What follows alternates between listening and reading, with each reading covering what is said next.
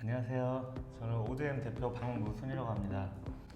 현재 인플루언서 마케팅 플랫폼 에드픽을 주력으로 운영을 하고 있고요. 안소연 부사장님의 장점은요? 다음 회사 창업하실 때 같이 하실 겁니까? 안녕하세요, 박무순 대표님. 안녕하세요. 안녕하세요. 네, 반갑습니다. 네, 정범 반갑습니다. 대표님. 야후 코리아에서 개발자로 근무를 하셨었죠? 네. 그렇게 하시다가 이제 개인적으로 팟캐스트라는 걸 만들어 봤는데 네. 너무 잘 돼서 창업까지 하시게 된. 네. 도대체 얼마나 잘 됐나요? 지금 아이폰하고 아이패드 포함 팟캐스트 시리즈 해서 한 1000만 다운로드 이상 네. 만들어 냈었던 필수 어플리케이션. 아이폰, iOS의 필수 어플리케이션. 네네. 매출은 맥스 얼마큼 찍으셨어요? 1, 2년 사이에 한 3, 40억 정도 매출을 만들어낸 것 같아요. 광고 매출로. MAU로 한 3, 40만 정도 잘 될 때는 있었던 것 같고 네. 저희 서비스에 상위 노출이 되면은 순위도 같이 올라가는 효과가 있어서 많은 광고주분들이 찾아주셨던. 안드로이드가 출시되었음에도 아이폰에 베팅을 거신 거죠? 그렇죠.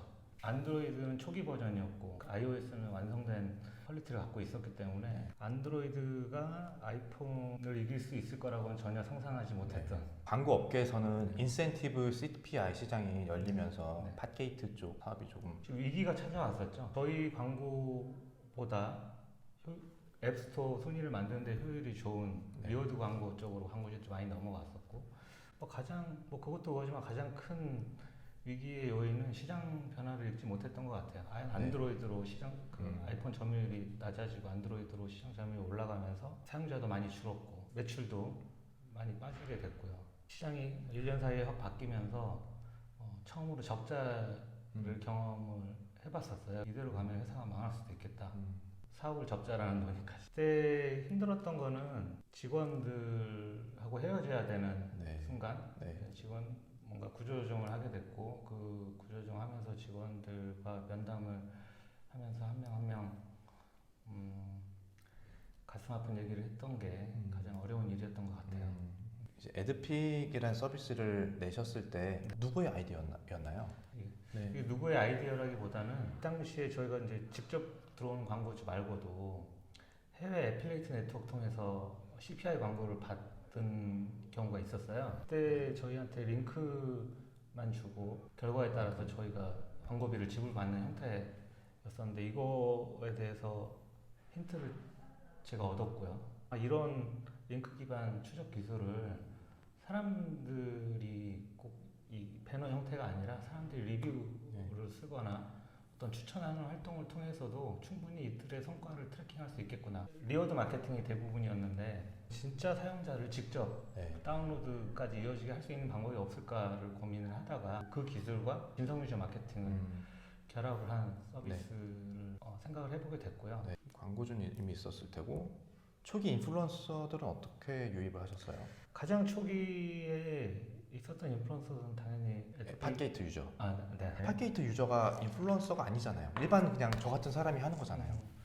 그 팟게이트의 열혈 사용자들은 거의 매일 팟게이트 서비스에 접속해서 저희가 추천해주는 새로운 서비스를 사용을 해보고 거기에 어떤 사용기를 남기는 사용자들이 팟게이트 앱 안에 앱 안에서 앱 안에 어떤 앱에 대한 리뷰를 계속 남기는 사용자들이 그 당시에 한 200명에서 300명 정도 있었던 것 같아요.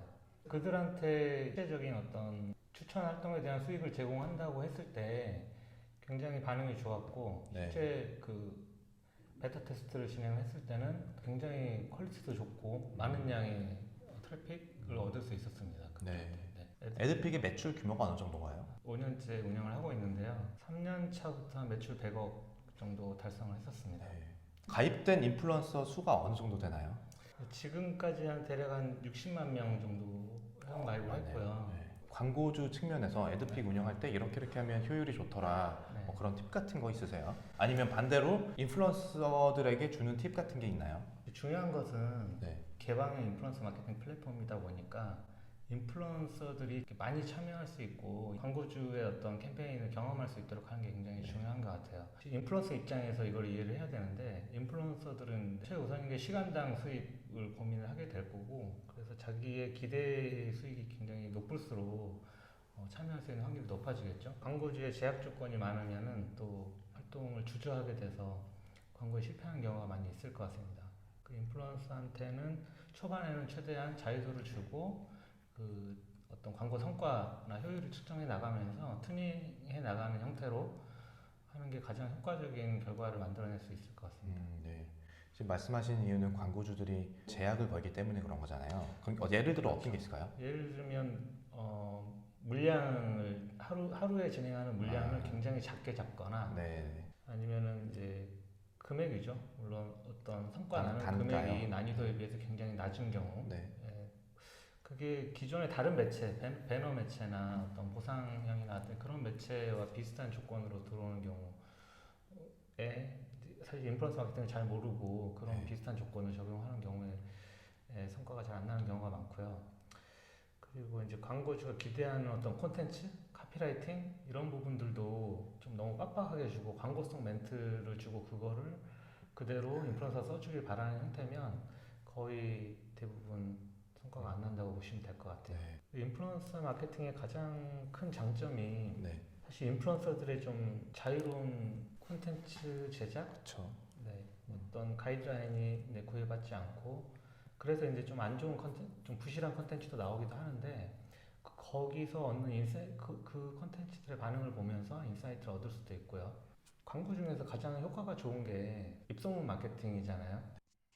이거네요. 그러니까 인플루언서 에드픽의 장점은 유저들 인플루언서들에게 자율도를 줘서 그들이 자체적으로 뭐 그 소재를 제작한다든지 문구를 제작해서 네. 광고주가 생각하지 못했던 거에서 빵 터질 수 있는. 맞습니다. 그런 소재들을 만들어낼 수 있는 기회가 있고요. 네. 또 광고주가 보유한 마케터가 할 수 없는 타겟 오디언스들을 찾아내는 능력이 또 인플루언서들한테 있기 때문에 네. 그런 점들을 활용하는 차원에서 저희 서비스를 이용해 보시면 굉장히 좋을 것 같습니다. 안소연 부사장님의 장점은요? 장점 엄청 많으시죠. 오너십이 굉장히 중요하잖아요. 사업할 네, 때 그렇죠. 대표 이상의 사람을 찾기가 힘든데 그 수준의 사람과 같이 함께 일한다는 게 굉장히 큰 장점인 것 같고 그때 굉장히 주도적이시고요. 말씀도 잘하시고 정리도 잘하시고 뭐 직원들과의 커뮤니케이션, 외부 커뮤니케이션. 그러면 단점은요? 단점이라기보다는 사실 이제 같이 창업부터 지금까지 거의 한 10년 가까이 같이 함께 일을 했는데요. 뭐 사실 그만큼 서로 주도적이다 보니까 뭐 의견이 다를 때 충돌하는 경우도 많이 자주 있는 것 같고 성향이 또 다르다 보니까 저는 뭔가 좀 아이디어가 생각나면 좀 성급하게 좀 빨리 추진하려는 경향이 있고 부사장님은 좀 이성적으로 판단하고 분석하고 뭐 여러 가지 상황을 고려하는 측면이 있다 보니까 제 입장에서는 좀 진행이 안 돼서 답답해하는 경우들이 있고 부사장님은 저 때문에 힘들어하는 경우들이 많이 있는 것 같습니다. 네. 다음 회사 창업하실 때 같이 하실 겁니까? 저는 부사장님한테 항상 다음에 창업을 하더라도 같이 하자라고 얘기를 하고 있는데 네. 부사장님도 그렇게 생각하실지 잘 모르겠네요. 네. 네. 부사장님이 반드시 필요할 것 같고 같이 해주실 거라고 생각하고 있습니다. 마찰이 있을 때는 네. 어느 정도까지 커지나요? 좀 자주 부딪히다 보니까 좀 제가 미안하지만 이제 좀 고집을 피울 때도 있고 억지를 피울 때도 있는 것 같아요. 서로 눈물을 흘릴 때도 있고. 하지만 이제 사실 우리가 목표하는 건 같다라는 거에 대해서 서로 이해하고 네. 신뢰하고 있거든요. 뭐 다 회사를 잘 되기 위한 거고 직원들을 행복하게 하기 위한 목표가 같기 때문에 과정이 좀 다르더라도 금방 또 화해하는 편입니다. 네. 네. 결과적으로는 제 의견을 많이 들어준다고 생각하고 있고요. 네. 이 기회를 빌어서 부사님한테 제가 짜증 많이 냈던 거 사과하고 싶네요. 아, 이 기회를 빌어서 영상 편지 한번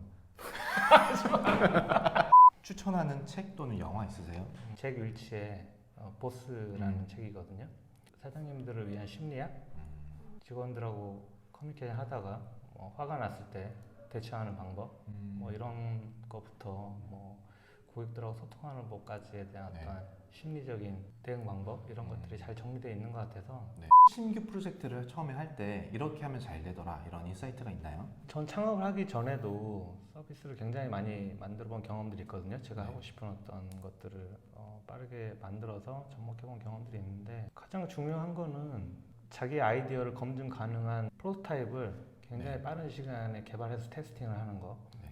아이디어만 얘기할 때보다 굉장히 긍정적인 시각으로 그렇죠. 커뮤니케이션을 시작할 수도 있고 정확한 피드백을 또 받을 수 있는 것 같아요. 그만큼 내가 아이디어를 정확하게 설명을 할 수 있으니까. 최대한 리소스를 적게 들이고 최대한 빨리 출시를 해봐라. 그렇죠. 그렇게 할 수 있는 어떤 네. 프로세스나 어떤 자원을 세팅을 해놓는 게 굉장히 중요한 네. 것 같습니다. 안녕하세요, 안소영 부사님. 아, 네, 안녕하세요. 박모순 대표님이 네. 같이 사업하자 네네. 왜 거절하셨나요? 저는 그러니까 야후 다닐 때였는데 뭐 창업을 해봐야겠다 이런 생각을 회사 다니기 전에는 단 한 번도 한 적이 사실 없어요.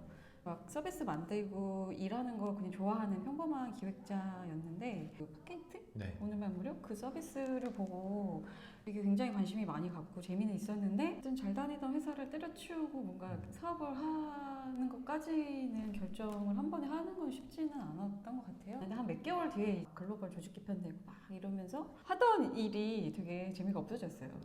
네, 그런 생각이 많이 들고 있던 상황에 문구 같은 거 하나를 이렇게 우연히 봤는데 그런 말이 있었어요. 지금 하고 싶은 거를 지금 결정하지 않으면 앞으로도 영원히 할 수 없다. 약간. 근데 이제 그 문구를 딱 봤는데 뭔가 그 문구에 이렇게 막 오는 느낌이 확 나서 아, 지금 그만둬야겠다. 그만두고 좋은 기회가 왔을 때 그때는 또 사실 나이도 되게 젊었고 네. 투자를 받고 시작한 거 아니죠? 아니 전혀. 대표님 개인 돈으로 일부. 네. 지금은 하고 계신 서비스가 에드픽, 셀픽, 셀픽스. 셀픽스, 네. 오즈 마케팅, 미드 공감 네 가지죠. 오드엠이 그리는 네. 큰 그림은 뭐예요? 최근에 이제 셀픽스라는 커머스 플랫폼을 런칭을 이렇게 하는 과정에서 우리는 앞으로 무슨 일을 하는 게 맞을까를 되게 사실 진지하게 고민을 했는데 거기서 이제 나왔던 키워드가 큰 게 하나는 인플루언서라는 키워드였고 하나는 플랫폼 그리고 또 하나는 유통. 우리가 하고 싶은 거는 인플루언서의 뭔가 영향력을 이렇게 가치화 시켜주는 플랫폼을 네. 만들어서 시장에 뭔가 새로운 유통 방식을 제안하는 네. 이런 사업을 해야겠다. 광고 비즈니스, 이제 커머스 쪽을 계속 만들고 새로운 유통 방식을 만들다 보니까 광고를 시작하는 거에서부터 인플루언서가 유통하는 것까지를 제대로 잘 알지 않으면 플랫폼 사업을 더 확장하기가 되게 힘들다라는 생각이 들어서 그래서 오즈 마케팅이라는 디지털 광고 대행사도 직접 자회사를 만들었고 네. 커머스 쪽에서는 제품을 직접 기획하고 제조하고 마케팅까지를 유통까지 다 뭐 하는 위드 공감이라는 미디어 커머스사를 인수를 한 거예요. 네. 그런 의미에서. 오즈 마케팅은 어떤 대행을 하는 거예요? 디지털 쪽만 하시는 건가요? 오즈 마케팅에서 보고 있는 두 가지는 세일즈 스페셜리스트를 추구하는 이 말 뜻이 뭐냐면 결국은 그냥 팔리는 마케팅을 하겠다라는 거예요. 뭐 광고 소재를 만들거나 어떤 캠페인 진행을 할 때 이 뭐 프로모션 기획을 하거나 이럴 때도 그냥 막연히 브랜딩을 하겠다라는 게 아니라 결국은 브랜딩을 통해서 이 제품이나 서비스가 최종 소비자한테 팔리게끔 하는 대행업을 하겠다라는 거고 바이럴 쪽을 조금 더 특화를 하려고 하고요. 네. 에드픽이 바이럴 마케팅 플랫폼이다 보니까 네. 그런 저희 이제 플랫폼을 잘 활용을 하겠다라는 생각도 있고요. 그래서 바이럴 마케팅을 좀 더 특화를 하고 그리고 한쪽은 세일즈 그러니까 제품 상품을 판매하는 마케팅 쪽에 좀 더 집중되어 있는 디지털 대행사로 포지셔닝을 하려고 하고 있습니다. 이 커머스 쪽의 대행사라고 봐야 되네요. 뭐 앱이나 이런 거보다는 그렇게 보셔도 좋을 것 같아요. 사례들을 보면 좋은 제품을 가지고 있는데 마케팅을 전혀 안 했던 네. 어떤 업체들 이 제품을 판매하고 있는 어떤 온라인 쇼핑몰도 없는 이런 곳하고 진행을 좀 많이 했어요. 그 제품의 어떤 알리는 것서부터 판매하는 것까지를 A부터 Z까지를 오즈 마케팅 컴퍼니에서 지금 대행을 하고 있고 그 제품의 온라인 쇼핑몰 뭐 구축, 운영가 다 포함되어 있는 거라고 보셔도 돼요. 서비스가 몇 가지가 있어요. 네. 리뷰픽이라고 해서 체험단을 모집하고 운영을 하는 그 또 별도 서비스를 운영하고 있고 PPL 파티라고 오프라인에서 네. 뭔가 제품을 협찬하고 알리기 원하는 어떤 클라이언트들을 오프라인 어떤 공간에 저희가 기획을 해서 모집을 해서 그 공간에 그 제품을 써보고 뭔가 참여하기 원하는 인플루언서들을 모집을 해서 기간 동안 같이 뭔가 파티를 하는 개념이에요. 그것도 우주 마케팅 컴퍼니에서 되게 지속적으로 운영하려고 하는 바이럴 상품 중에 네. 하나라고 봐요. 많이 이용해 주십시오. 많이 이용해 주십시오. 오두엠 웹사이트에서 컬처북을 좀 봤습니다. 네. 이게 실질적으로 어떤 영향을 뭐 가시적인 효과라든지 뭐 직원들의 뭐 성과가 네. 상승되었다. 왜 만들게 됐는지 설명을 드리면